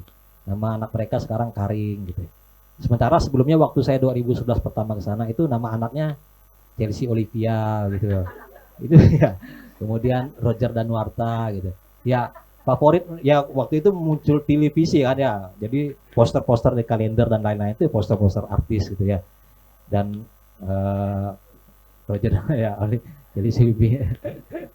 Nah, dan ketika sekarang datang kembali lagi mereka kayaknya ya kita jangan-jangan kita sudah tersadarkan bahwa hati-hati gitu loh, identitas kebudayaan hutan kalian ini bisa apa namanya tergerus karena sikap kalian sendiri mungkin yang abai dengan kebudayaan itu sendiri gitu. Jadi makanya sekarang mulailah mereka berlomba-lomba kembali menumbuhkan identitas, dan saya pikir nama itu sebagai salah satu indikasi ya, mungkin bukan melihat secara keseluruhan tapi indikasi bahwa mereka oh ya kita harus bangga sebagai orang Dodanung gitu. Kasih nama sekarang nama yang sesuai dengan identitas kelahiran tuh. Yang sudah terjadi Chelsea Olivia dan lain-lain ya sudahlah gitu, dan lain-lain. Dan itu yang saya syukuri dari maksudnya ada orang memang tidak pernah membaca novel dan lain-lain, baca buku pun malas gitu ya. Bang saya habis bang baca buku abang bang, ya, tebal-tebal ini gitu ya. Iya habis itu. Dan itu menjadi sebuah apa ya, wah ternyata aku punya manfaat juga ya jadi penulis ya, ada juga fungsinya hidup ya gitu. Ya kurang lebih seperti itulah. Ya, kemudian yang kedua ya lebih bagaimana tadi pertempuran antara mitos pembangunan dan mitos ya apa ya, mistisme gitu dan lain-lain. Ya ternyata mitos mistisme itu juga membangun cara kita berpikir gitu. Dan itulah dibenturkan oleh mitos pembangunan. Lebih tipis tetapi ya kalau sedikit promosi alhamdulillah masuk nominasi novel terbaik kemarinnya dari Badan Bahasa. Terima kasih. Terima kasih Abang. Nanti kita teman-teman kalau masih banyak penasaran tentang novel tentunya dibeli ya teman-teman ya. Yang belum tolong dibeli. Tapi kalau mau nanya-nanya tadi proses inspirasi lain sebagainya nanti di sesi tanya jawab, tenang Bang, saya bantu Bang. Tuh kan Bang langsung Bang, tenang aja. Oke. Baik, silakan Bang Marsen tadi khususnya tadi bicara soal epistemologi itu menarik sekali. Silakan Bang. Ya, saya gini kayak dan teman-teman, saya melihat bahwa hal-hal yang sifatnya material dari kebudayaan itu akan hilang juga. Saya pikir begitu ya. Misalnya masyarakat adat Batakaro itu kan mereka menulis di atas bambu gitu ya. Kemudian mereka menulis tuh kita nggak menggunakan batu. Jadi usia dokumen-dokumen masyarakat adat tuh usianya pasti singkat gitu karena menulis dengan bambu dan kertas ya dari kulit kayu. Nah, maka kemudian saya mencoba memandang hal lain gitu, bahwa jika saya tidak bisa mengarsipkan artefak-artefak mereka gitu, maka saya mencoba mengarsipkan pemikiran-pemikiran mereka dalam bentuk yang bagi saya itu lebih cair ya, puisi gitu. Itu lebih cair dan lebih mudah diterima oleh orang kebanyakan gitu daripada disuruh baca naskah kuno gitu misalnya ya. Nah, gitu. Dan upaya menulis puisi yang merekam pemikiran-pemikiran masyarakat adat Batakaro ini saya pikir juga adalah upaya untuk mengaktifkan kembali ya bentuk-bentuk kebudayaan itu sendiri gitu. Hanya sekedar mengaktifkan, nanti kemudian kan pembaca ataupun masyarakat adat yang membaca karya saya itu mereka akan harapannya itu bisa berimbas pada tindakan ya dalam urusan menjaga kebudayaan itu sendiri. Nah, saya pikir gitu Kak Yayas. Kita kasih semangat nih untuk para narasumber.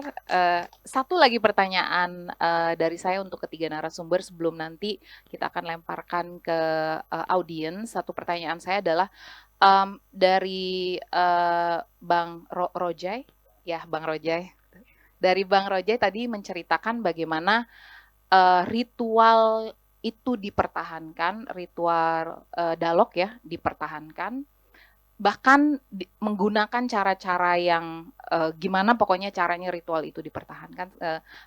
Saya ingin mencoba membayangkan proses yang ada di dalam pikiran kolektifnya seperti apa, dan tentunya bagaimana ritual juga yang disampaikan oleh Mama Fun menenun itu adalah sebagian dari ritual mendoakan bahwa batu itu bagian yang mengisi kesadaran. Dan tentunya tadi di ceritanya Bang Marsten juga cerita mengenai bagaimana khususnya di ritual, sebenarnya puisi Abang itu kan suatu upaya menghidupkan kembali ritual yang terlupakan gitu ya, kosmologi yang terlupakan, dan betapa berharganya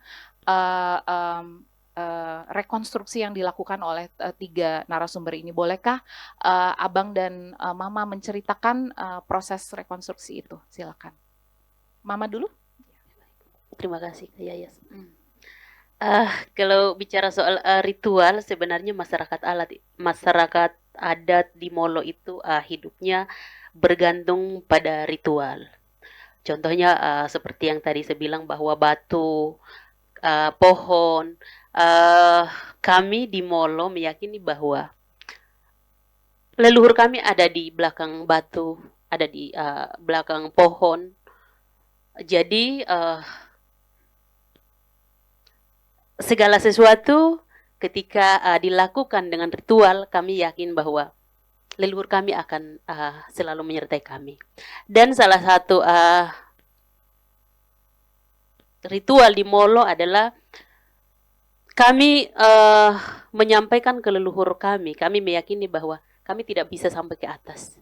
Tetapi kami lewat leluhur kami, mereka akan menyampaikan ke yang di atas. Maka di situ segala sesuatu kami akan selalu mendahului dengan ritual. Contohnya menebang pohon.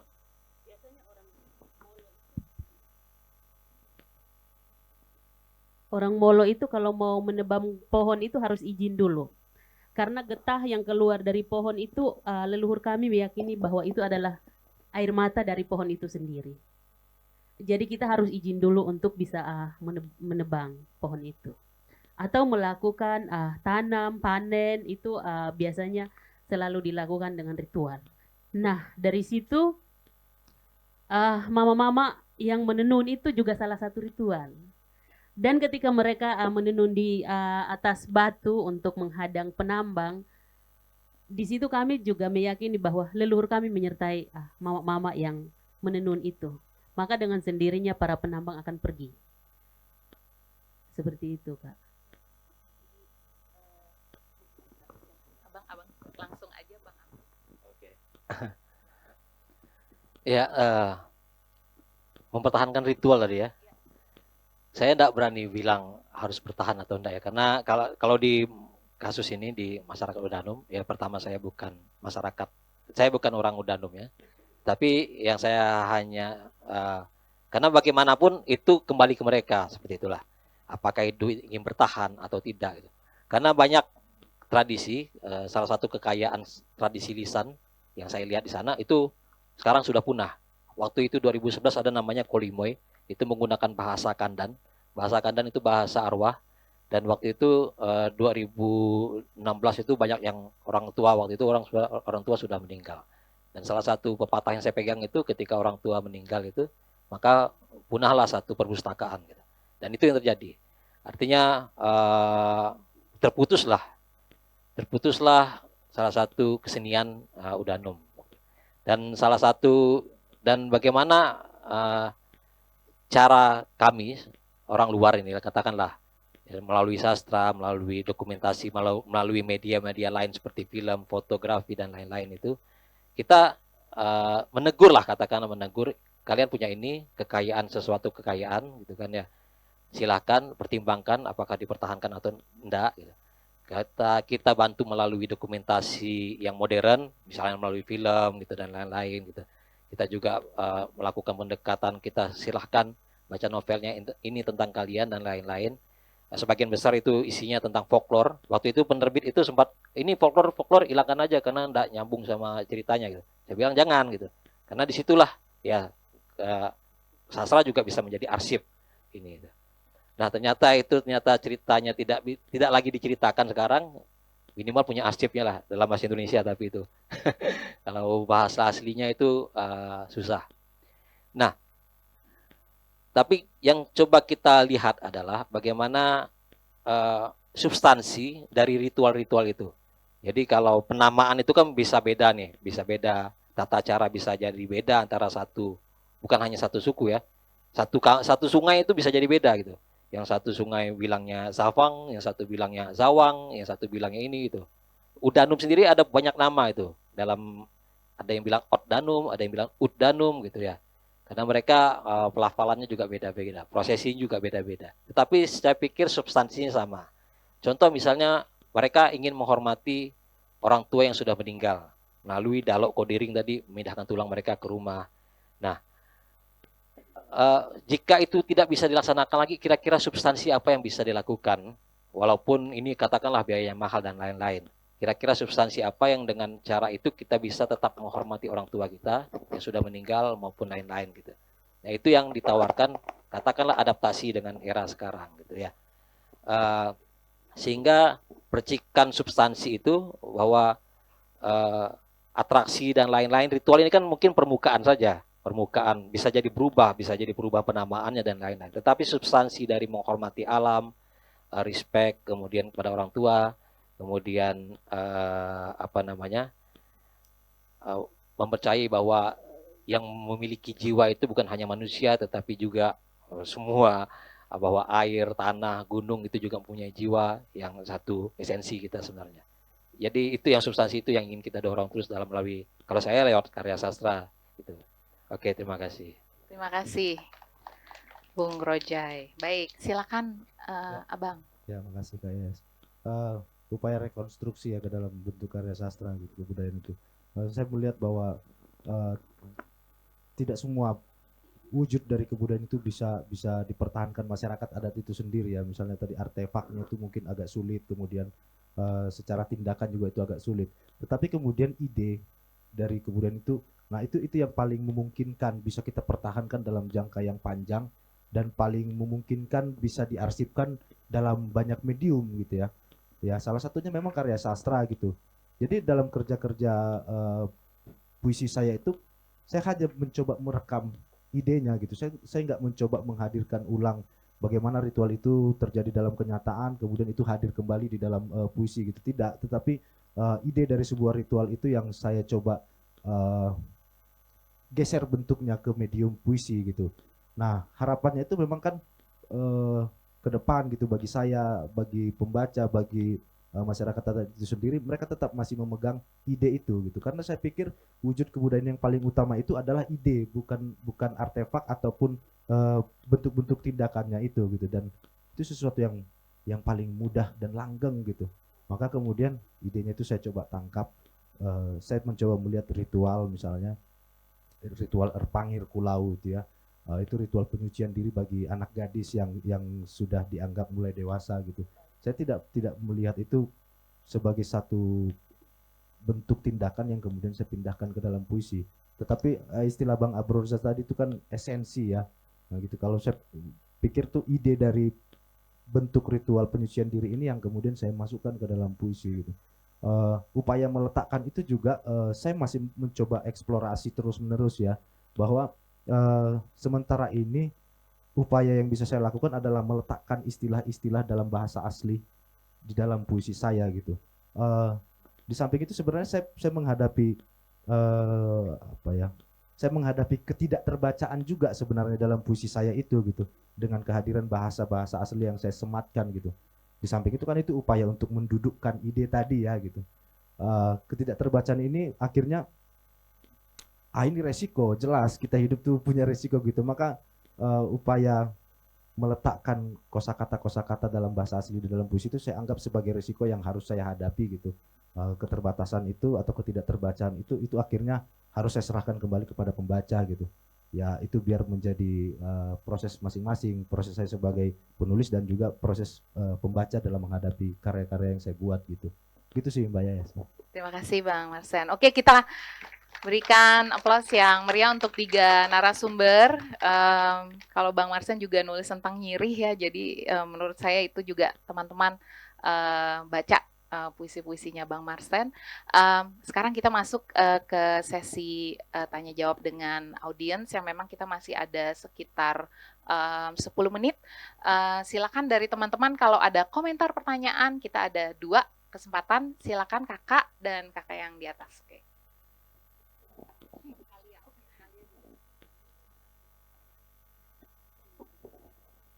Halo, selamat siang.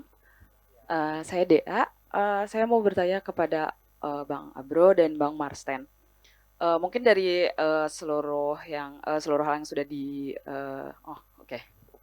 dari seluruh penjelasan yang sudah diberikan oleh Bang Abro dan Bang Marsten, saya melihat ada satu benang merah bahwa yang terjadi saat ini gitu ya, sebagai mungkin Bang Marsten sebagai manusia perbatasan gitu ya, bisa melihat konflik itu bukan yang tadi menurut Bang Abro, bukan antara perusahaan dengan masyarakat adat, bukan antara yang hitam dengan yang putih gitu ya, tapi yang saya lihat justru adalah mitos primordial versus mitos digital, era digital gitu ya, mitos modern gitu.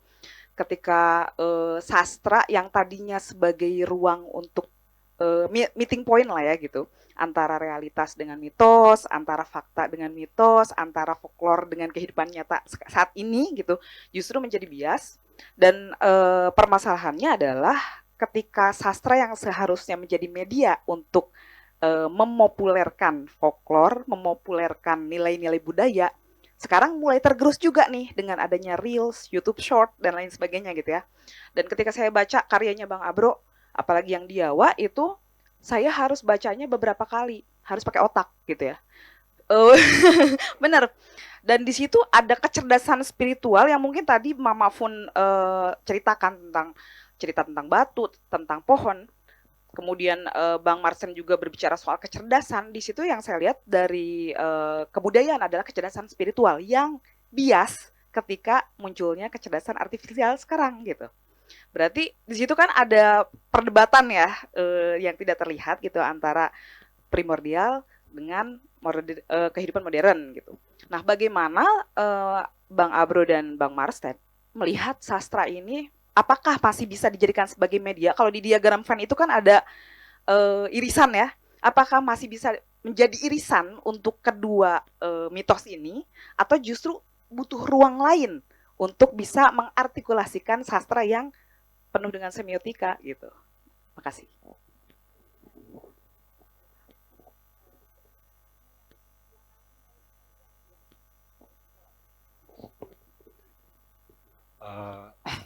Selamat sore.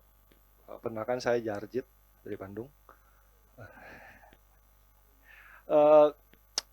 Saya tuh tiba-tiba terbesit aja sih tadi ketika si Mas Abdur bilang ada hubungannya dengan ya pembangunan ekonomi gitu ya. Terus saya tiba-tiba kepikiran sama PSN gitu. Saya itu sebenarnya mengapresiasi langkah teman-teman gitu ya, teman-teman kesenian, mau itu sastra, rupa, teater, tari atau musik gitu, yang pada akhirnya banyak mengangkat tema-tema yang mengambil dari nilai-nilai luhur gitu ya, jagat budaya, alam gitu, atau apapun itu. Tapi ketika saya teringat PSN, pada akhirnya tuh misalkan ada sebuah negara ya, ada sebuah kementerian yang mendorong banget PSN itu terjadi, tapi ada sebuah lembaga kementerian juga yang mendorong untuk nilai-nilai leluhur itu dijaga. Jadi kayak ada paradoks gitu banyak yang kepikiran itu. Terus ini gimana sih, negara tuh pengennya apa gitu? Iya gitu. Yang satu, ayo yuk PSN harus beres gitu. Yang satu, ayo kita jaga-jaga. Ya saya tidak, maksudnya ya saya tidak, pada akhirnya tidak, bukan tidak mengapresiasi teman-teman gitu ya. Saya sangat mengapresiasi. Cuman saya melihatnya oh ada yang kayak gini juga, ada paradoks-paradoks kayak gini ya gitu pada akhirnya. Pada akhirnya saya melihat teman-teman yang berkesenian tuh kayak membawa lilin di sudut yang gelap pada akhirnya gitu. Yang suatu saat nanti ya lu bakal mati juga kok itu. Karena ketika PSN ini akhirnya dicanangkan, otomatis jadi program prioritas yang ya kita tahu bahwa ketika berbicara produk hukum atau produk hukum adalah produk politik yang mungkin dengan segala upaya pun bakal terlaksana. Nah, itu pada akhirnya ketika menghadapi kayak gitu teman-teman tuh gimana sih pada akhirnya gitu. Itu aja sih pengen tanya. Terima kasih.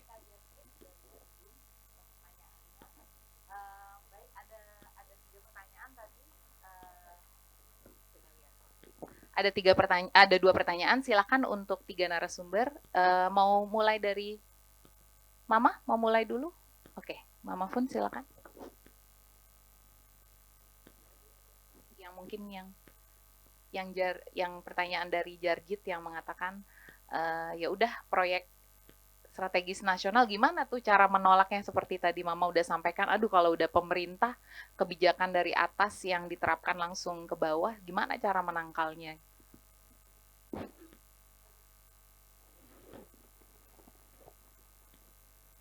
Baik,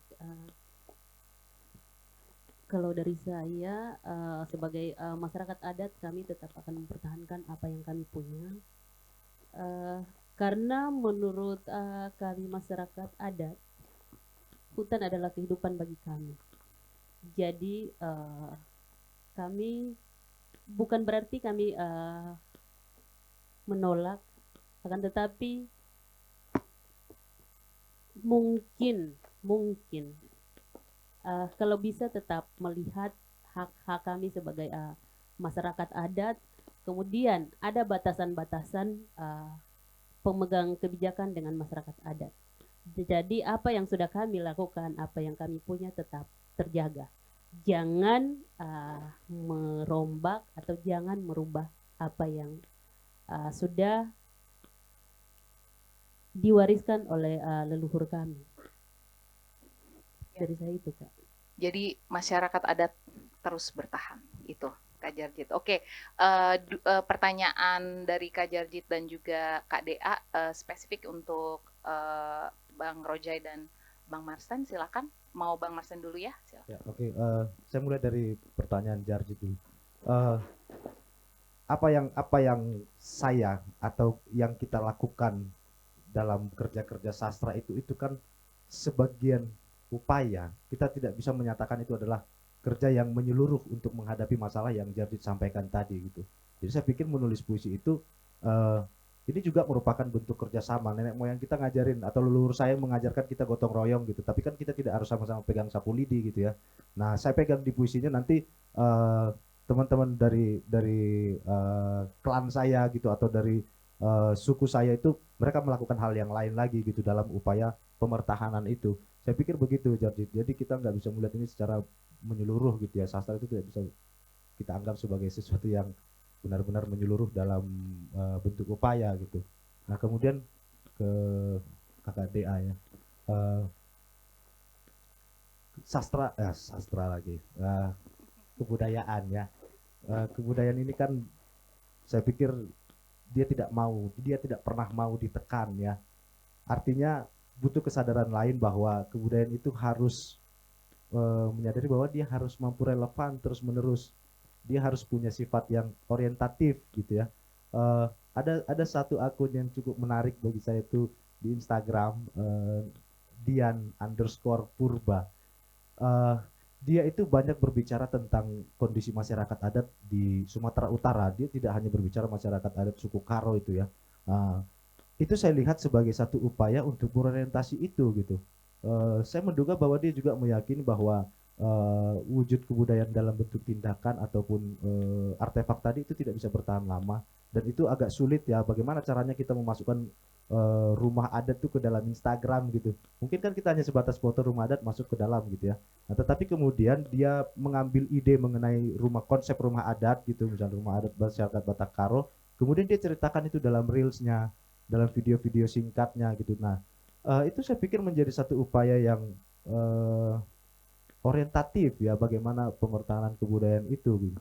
Dan itu juga sebuah upaya untuk menjalin terus-menerus relevansi antara kebudayaan itu sendiri dengan kondisi masyarakat kita sekarang gitu. Saya sendiri secara pribadi tidak terlalu mau melirik bahwa ketegangan yang terjadi antara kebudayaan dengan kondisi masyarakat kita saat ini modern, kontemporer begitu ya. Tidak mau melihat itu sebagai sesuatu penghalang gitu. Justru saya ingin melihat itu sebagai satu ruang di mana kreativitas itu harus ikut bergerak juga gitu. Masuklah ke dalam arus ketegangan itu gitu, sehingga kemudian meeting point yang tadi Kak Dea sebutkan itu bisa terbentuk, bisa tercipta. Ya aku pikir gitu, Kak. Iya.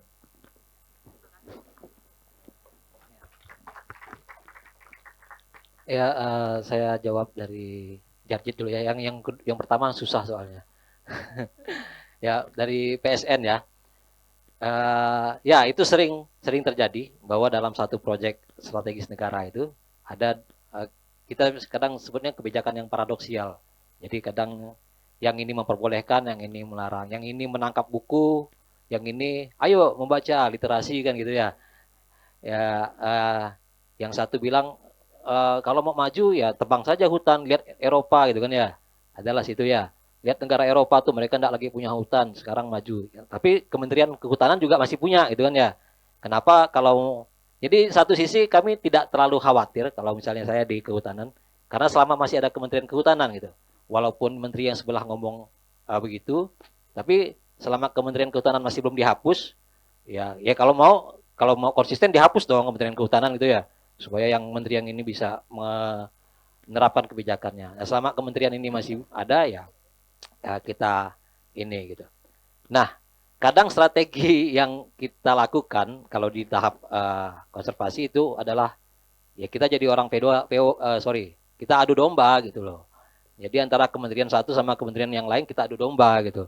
Bapak mengeluarkan peta perlindungan, yang ini Bapak mengeluarkan peta produksi satu area. Kira-kira mana? Hantam aja gitu dua-duanya gitu. Ya, biar mereka yang berantem gitu. Karena itu sering.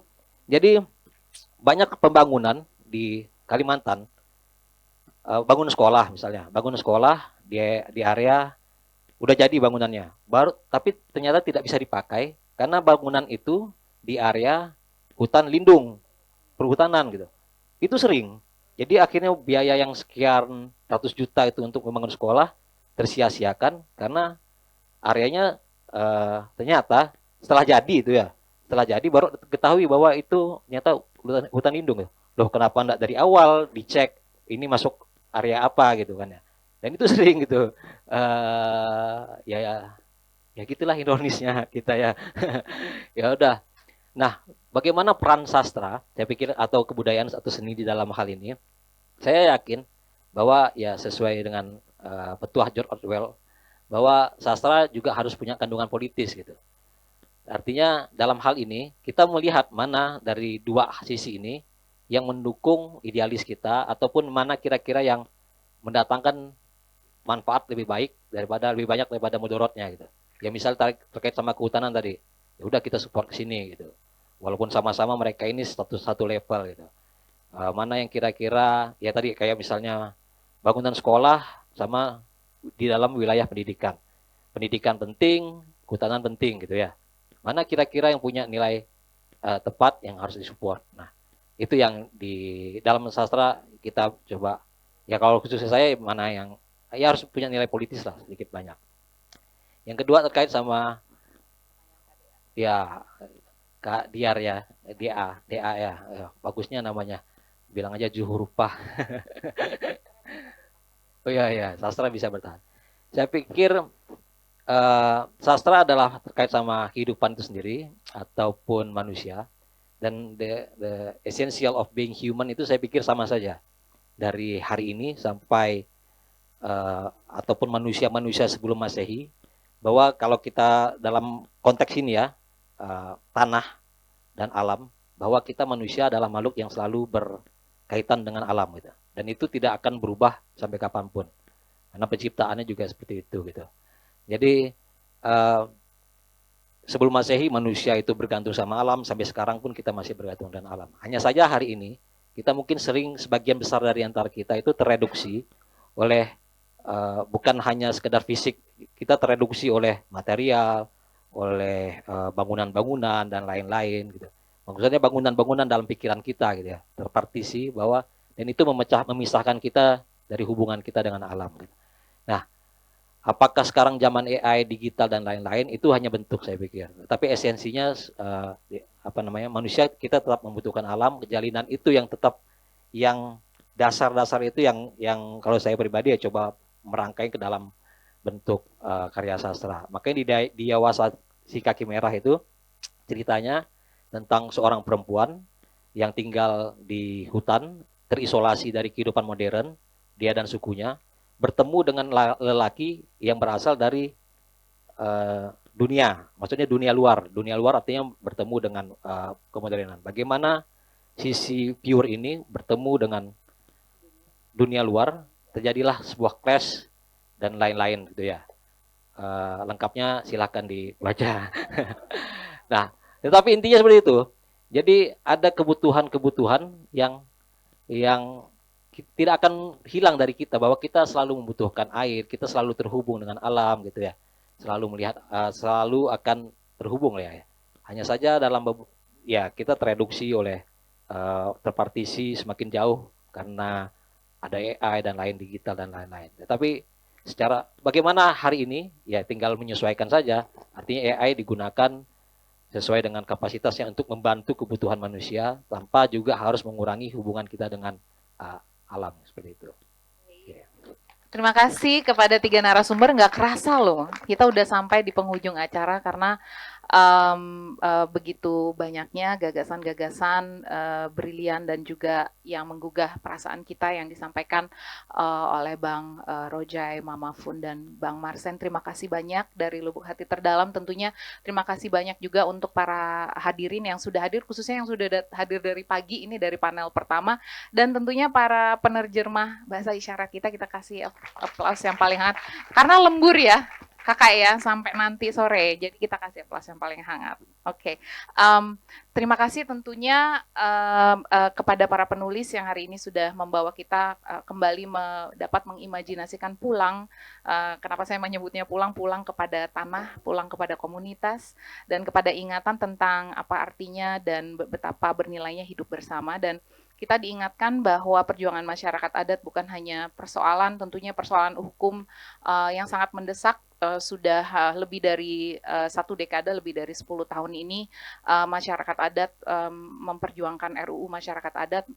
Sekiranya dari kita semua tentunya jika dapat bergabung ke dalam konsorsium untuk mendorong pengesahan dari RUU ini, alangkah kita dapat mempersatukan diri kita untuk menjadi sekutu terhadap tujuan yang mulia ini. Kita diingatkan juga bahwa masyarakat adat itu merawat kehidupan itu sendiri, kehidupan yang sangat amat sangat penting. Dan di saat dunia berubah begitu cepat, suara-suara dari tanah, dari air, dari batu yang mereka jaga seringkali dianggap begitu kecil, tapi justru merupakan suara yang memberi arah yang paling jernih. Semoga percakapan ini tidak saja berhenti di ruangan dan tetapi juga turut meresap ke dalam keseharian kita melakukan pekerjaan, melakukan perlawanan, melakukan gugatan terhadap kekuasaan, dan tentunya untuk terus sama-sama bergerak dalam melakukan pelestarian lingkungan. Mari bersekutu, mari bersolidaritas kalau kata Mama Fun untuk mempertahankan alam. Terima kasih, selamat siang.